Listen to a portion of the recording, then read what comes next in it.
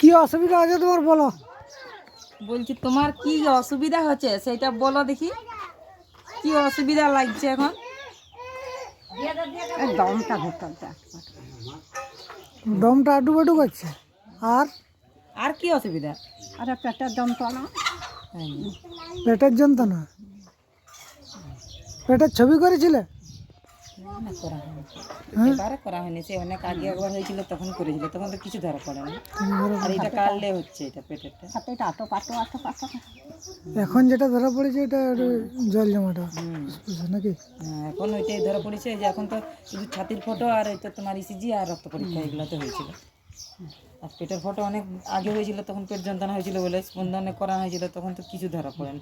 সেই যে করাইলাম না আমরাই তো গেছিলাম, জিএন চন্দ্রকে দেখানো হয়েছিল সেভাবে। এখান থেকে সব কিছুই করেছিল, পেচ্ছাপ পরীক্ষা, ইসিজি, পেটের ফটো, তখন কিছু ধরা পড়ে না। তো পেট যন্ত্রণা হয়েছিল প্রচুর। কিন্তু কাল থেকে পেটটার প্রবলেম হচ্ছে, যে ব্যথা হচ্ছে একটা জায়গা শক্ত ভাব, আর ওই যে যন্ত্রণা। কিছু ওষুধ খাওয়ানো হয়নি, বলছি গেছেন নাকি, তারপরে অনেক রাত্রে দেখছি কমে গেল ব্যথাটা।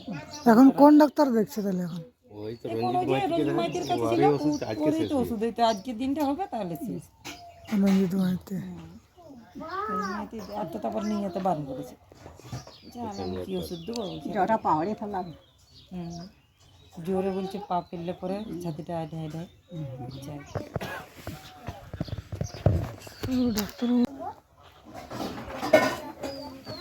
ডাক্তারবাবু যা ওষুধ দেওয়ার দিন দিয়েছে, আর এখন আপাতত বলে দিয়েছে যে আর মোটামুটি আনার দরকার নেই। না, এবার বলছে ভর্তি করবে, ভর্তি করলে জল জমে সেটা বার করবে, ইঞ্জেকশন দিবে, তারপরে আরও ওরা ঘুরে মানে রিপোর্ট করাতে বলবে, ছাতির ফটো, রক্ত পরীক্ষা, ইসিজি সব কিছু করাতে হবে। তাহলে রোগী যদিও একটু মানে লড়তে চড়তে পারতেছিল, চারদিকে মানে অপারেশন এটা সেটা করে বিছনায় ফেলে দেবে। হসপিটাল নিয়ে গেলে তো হসপিটাল তো যাবেই না বলছে, হসপিটাল বলছে আমি নিয়ে গেলে আমাকে মরে যাবো, হসপিটাল আমাকে নিয়ে যাবে না, হসপিটাল বাদে দেখাতে হবে। এবারে রঞ্জিত মাইতি তো বলে দিচ্ছে ঘরে থাকলেও তোমারই হবে আর নিয়ে গেলেই হবে, তো তুমি ঘরে রেখে কী করবে? ওর যেটা বলার কথা সেটা বলে দিলে হবে। শ্বাসকষ্ট হচ্ছে, ওরা বলছেন না ওষুধ দেবো না, ওই যে লেখেনি ডাক্তারে, আমি তো দেবো না, দিল না। তারপরে ডাক্তারকে ফোন করে নিল, ফোন করার পর বলছে নিয়ে আসো বিকালে। এরকম তো কোনোদিন হয়। ভালোই ছিল, তারপরে তো শুধু ঝাঁটা পাটা করে ঘুরতেছিল, কোনো ধোয়াধুয়ি করতেছিল, সব কিছুটাই ঠিক ছিল।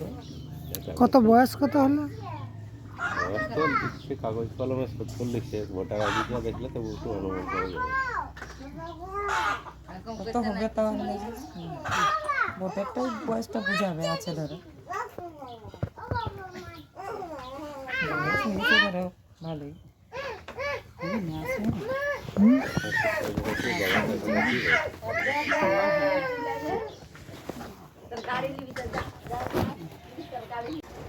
এটা একটা অ্যাজমা পেশেন্ট, তার লাংসে জল জমা হয়ে গেছে। মেদিনীপুরে যে ডাক্তারবাবুকে দেখিয়েছি বা হসপিটালে দেখিয়েছে, ওনারা বলে দিয়েছে যে এগুলো আমাদের কেস নয়, হয় হসপিটালে ভর্তি করতে হবে, লাংস থেকে জল বের করতে হবে। তা আমি বলছি দেখো, এত বয়স্ক মানুষকে আর জল টল না বের করে একবার জল বের করলে তো হয়নি, বারবারই বের করতে হবে। তো যদি বিশ্বাস বা ভরসা করে যদি মেডিসিনগুলো খাওয়ান একটা মাস, তাহলে দেখবেন অনেকটাই প্রোগ্রেস হয়ে গেছে। এবং পরবর্তী ক্ষেত্রে আমাকে আর বলতে হবে না যে আরেকবার ওষুধ নাও। আশা করি আস্তে আস্তে সুস্থ হয়ে যাবে উইদাউট অপারেশন।